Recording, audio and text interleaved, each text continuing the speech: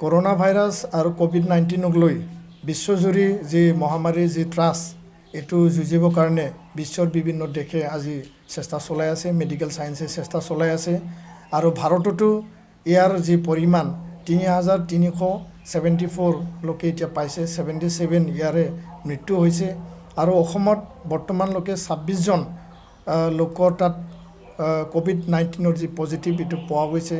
বহুতো লোক এতিয়াও টেষ্ট কৰি আছে, ৰিজাল্টবিলাক অহা নাই। বহুতো লোক এতিয়া কোৱাৰেণ্টাইনত আছে, শেল্টাৰ হোমত তেওঁলোকে এইটো লগত যুঁজি আছে।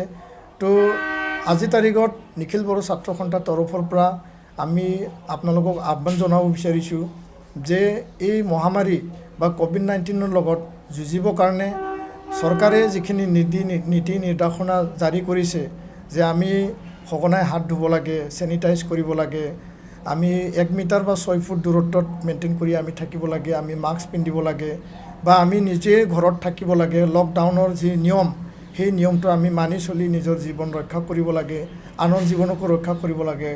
ঘৰ পৰিবাৰ, এখন গাঁও, সমাজ, জাতি আৰু ৰাজ্য আৰু দেশ আমি যে ৰক্ষা কৰিব লাগে, ইয়াৰ প্ৰিভেণ্টিভ মেজাৰে হ'ল যিহেতু ভেকচিন ওলোৱা নাই, ইয়াৰ প্ৰিভেণ্টিভ মেজাৰে হ'ল যে আমি ষ্টে হোম, ছেভ মানে ইয়ৰ সেলফ, আমি ঘৰত থাকিব লাগে আৰু নিজকে ইয়াৰ পৰা বচাব লাগে। এইটোৱে আটাইতকৈ ডাঙৰ এটা ভেকচিন আৰু ইয়াৰ কাৰণে সেই যে লকডাউন চবে মানি চলিব লাগে। এইটো আমি নিখিল বড়ো ছাত্ৰ সন্থাই আপোনালোকক আহ্বান জনাইছোঁ। দ্বিতীয় কথাটো হ'ল যে আজি তাৰিখত এই লকডাউনৰ সময়ছোৱাত কোভিড-19 কৰোনা ভাইৰাছক লৈ কিছু ৰিউমাৰ, কিছু প্ৰপাগাণ্ডা, কিছু ফেক নিউজ এতিয়া বহুতে লোকে ইয়াক লৈ মানে বিভিন্ন পৰ্যায়ত তেওঁলোকে প্ৰচাৰ কৰি আছে বা social media, Facebook, WhatsApp, Twitter বিভিন্ন এইটো প্ৰচাৰ কৰি আছে আৰু ভুৱা তথ্য, ভুৱা মানে খবৰবিলাক প্ৰচাৰ কৰি আছে, ৰাইজৰ মাজত আতংক সৃষ্টি কৰিছে। আৰু ইয়াকে লৈ নিখিল বড়ো ছাত্ৰ সন্থা আমি স্পষ্ট কৰি দিব বিচাৰিছোঁ, যিবিলাকে ভুৱা খবৰবিলাক প্ৰচাৰ কৰি আছে, ফেক নিউজ বনাই পেলাই প্ৰচাৰ কৰি আছে, সেই লোকসকলক আজি অসম চৰকাৰ, অসমৰ যি প্ৰশাসন, জিলা প্ৰশাসন, জিলা আৰক্ষী বা অসম আৰক্ষীয়ে ইয়াৰ ওপৰত পদক্ষেপ লৈছে আৰু তেওঁলোকৰ ওপৰত বিহিত ব্যৱস্থা ল'ব বুলি তেওঁলোকে অসম চৰকাৰে নিৰ্দেশ জাৰি কৰিছে।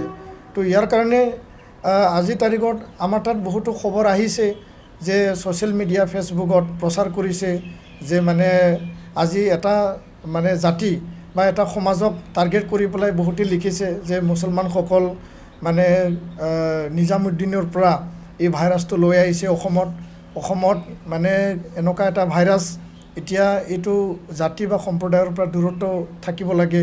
এই কথাবিলাক ভুৱা প্ৰচাৰ কৰি পেলাই আমাৰ মাজত যি জাতিগত এটা মানে ভেদভাৱ বা আমাৰ সমাজত আমাৰ যি মিলা প্ৰীতি, আমাৰ যি নিজৰ মাজত মানে মৰম স্নেহ বা আমি সবেই সহায় কৰি পেলাই আমি একেলগে কাম কৰিব লাগে, সেই ক্ষেত্ৰত এতিয়া ভুল বুজাবুজি সৃষ্টি হৈছে। এটা কথা স্পষ্ট যে এই কৰোনা ভাইৰাছ কোনো হিন্দু, কোনো মুছলিম, কোনো খ্ৰীষ্টান, কোনো শিখ, ইছাই, জৈনক নাচায়, কোনো বড়ো, কোনো মুছলমান, কোনো অসমীয়া বা কোনো মানে বঙালী, বিহাৰী এনেকুৱা জাতি নাচায়।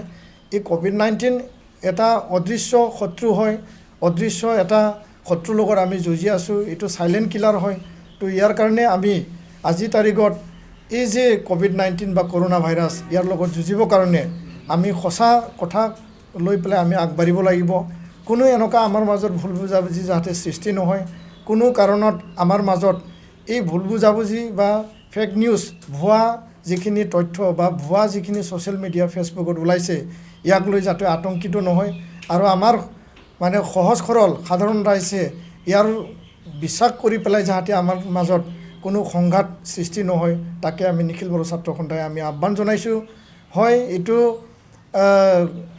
মানে মানুহৰ মাজত এটা আতংক সৃষ্টি কৰিছে, তো এই আতংকটো আমি মানে এৰাই চলিব লাগিব আৰু এইটো আমি নাইকিয়া কৰিব লাগিব। তো ইয়াৰ কাৰণে পুলিচ আছে, জিলা প্ৰশাসন আছে, আমাৰ মানে থানাবিলাক, আউটপোষ্টবিলাক আছে, VDPবিলাক আছে, গাঁওবুঢ়াবিলাক আছে, সকলোৱে ইয়াৰ কাৰণে কাম কৰি আছে। এফচুও ইয়াৰ কাৰণে সজাগতা অভিযান আমি ৰাইজক বুজাই আছোঁ, মাইক এনাউন্সমেণ্ট আমি DC পৰা, থানাৰ পৰা পাৰ্মিশ্যন লৈ পেলাই আমি কৰি আছোঁ। তো ইয়াৰ কাৰণে আপোনালোকক আমি আহ্বান জনাব বিচাৰিছোঁ যে অসমত যি আজি কোভিড-19 লগত আমি যি যুঁজি আছোঁ, ইয়াৰ লগত আমি যুঁজি পেলাই কোভিড-19ক আমি নিউট্ৰেলাইজ কৰিব লাগিব, এইটো নাইকিয়া কৰিব লাগিব আৰু ইয়াৰ কাৰণে আমি নিজে ঘৰত থাকিয়েই ইয়াৰ লগত আমি যুঁজিব লাগিব। মেডিকেল ছায়েন্স বা হেল্থ আৰু মেডিকেল ডিপাৰ্টমেণ্টে ইয়াৰ কাৰণে কাম কৰি আছে। তো ৰাইজক মই আহ্বান জনাব বিচাৰিম যে আপোনালোকে কোনো ভুৱা প্ৰচাৰ, ভুৱা খবৰৰ পৰা আপোনালোকে মানে বিশ্বাস কৰিব নালাগে, আঁতৰত থাকক। আৰু লগতে কোভিড-19ৰ লগত যুঁজিবৰ কাৰণে যে লকডাউনৰ যিখিনি নীতি নিয়ম, আমি ঘৰত থাকিব লাগে, চাফ চিকুণ থাকিব লাগে, আমাৰ খোৱা বোৱা খাদ্য সামগ্ৰী আমি চাফ চিকুণকৈ আমি ধুই পেলাই খাব লাগে বা এইটো আমি চেনিটাইজ কৰিব লাগে, সেই গোটেই যিবিলাক মানে কথা নীতি বা নিৰ্দেশনা এইবিলাক মানি চলি আমি অনাগত দিনত আমি যুঁজি যাব লাগিব। আৰু ইয়াৰ কাৰণে যিখিনি জাতিগত মানে এটা ভুৱা প্ৰচাৰ চলাই আছে, সেই ভুৱা প্ৰচাৰৰ পৰা আমি আঁতৰত থাকক আৰু আমি এই সকলো কথা আমি নিয়মবিলাক মানি চলি সেই ভুৱা প্ৰচাৰটো আমি প্ৰতিহত কৰি পেলাই আগুৱাই যোৱাটোৱে আমাৰ সমাজৰ কাৰণে, আমাৰ ৰাজ্যৰ কাৰণে মংগল। আৰু এই কামটো আপোনালোকে সকলোৱে মানে মনত ৰাখি পেলাই আগুৱাই যাওক, এইটোকে মই কামনা কৰিছোঁ। ধন্যবাদ, নমস্কাৰ।